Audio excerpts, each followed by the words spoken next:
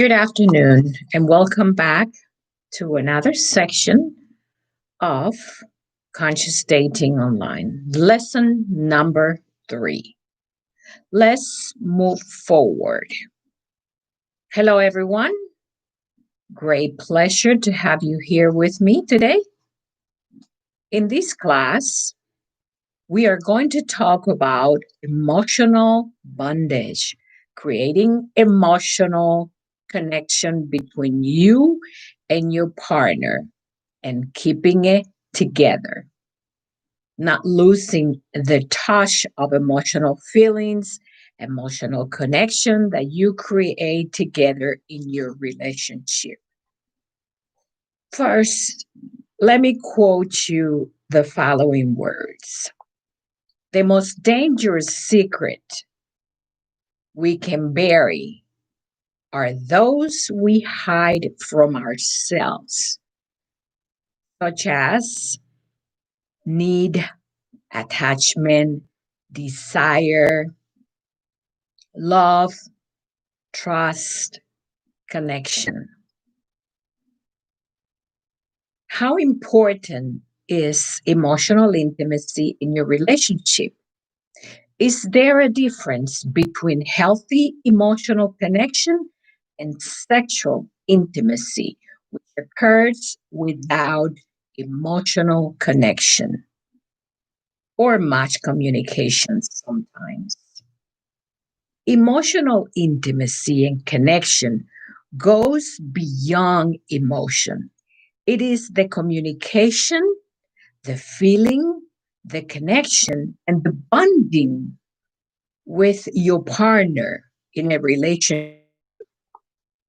And at a more intellectual, emotional, it encompasses comfort, passion, romance, and a feeling for someone or something that is close and deep in connection with one another. It is about mutual open communication between you and your partner. There are some relationships where people experience attachment instead of emotional connection. They have attachment to another person or something in a form of a very unhealthy emotional bondage. Whereas one is attached to another but not connected. There is no emotional connection between these two people, no mutual compensation, no mutual understanding. It is simply vague. This happens in relationship where intimacy is mainly rooted or based on sex and not on love or relationship with a partner. It is also a need to have companion and to be with someone. It is also a fear of being alone. When someone has fear of being alone, they engage into relationships where your connection is not emotionally deep, but it's just a need for the moment and something to fulfill the empty gap that exists when you're alone. There is no mutual communication, no mutual understanding between two. Now, why is emotional intimacy in a relationship so important? First of all, you will build a foundation and a deep bond with your partner that will help you communicate, connect, trust at a very authentic level or based on trust. Plus, this is the foundation to making your relationship last. Let me ask you something. Have you ever seen an older couple, 70s or 80s, treating each other as if they were in love, as if It was the first time they ever met. He opens the door for her. He pulled a chair so that she can sit. He holds her hand when they're walking. He helps her get into the car and helps her get up the stairs to ensure that she is saved. They laugh, they smile, they have a wonderful time, they dance, they refer to the past, not with sadness, but with joy. He even calls her honey. The basis of this relationship lays on the foundation of how they started, how they treasured and respect each other, and how they connect and build strength in their relationship throughout the year until today. It is mainly based, as I say, on trust and respect. Without respect, your relationship doom. It loses the core of what creates it, and not much can be done unless you are willing to change yourself to reconnect with your loved one. Remember, you are the only one who is limited by the limitations that you place on yourself. Although many people feel that once the respect and trust is gone when someone is being unfaithful or something happened in a marriage or a relationship, that it's over, that there are no ways to heal and reconnect. That is obviously not the truth. There is a possibility to mend back everything, but it takes a lot of work, therapy, challenges, and coaching. That's why we're here. Before we move on with this process of recreating your emotional relationship and connection with your beloved, make sure that you have closure with what is going on today with you, your past relationship, or any emotions you need to heal before creating a new connection with a new partner. You have to let it go. Release the old paradigm. Remove. Change is possible, but in order to change, you must first change your state. Are you sad? Are you angry? Are you devastated by what happened? Are you still resentful? Are you still holding back? If you are, you must release and train yourself to get what you want because it is possible. Transform and transition yourself into a new future that will create the possibility of what is it that you want. If you, as a result of breaking up with someone, are feeling alone or you're feeling disconnected with your partner, if you are in a relationship where you and your partner are frustrated and you are emotionally distanced with your partner, you are becoming used to your partner, you go to work and you come home and you are tired, not interested, not connected, and do not want to feel that emotion that drives you into being close to your partner, you have a problem. It is possible, but it's not easy for you and your partner to have the changes that you desire in the present moment and create that deep emotional intimacy and reconnect with your partner as you used to. First of all, you have to see things for what they are. What is the present situation? What needs to change? What do you need to transform within yourself to make it work? What do you need to give up? Your ego, your anger, your resentment, your behavior, your lack of interest, whatever it is that is holding you back requires that you go back into the way that you used to treat each other when you first met, and that you begin to use your relationship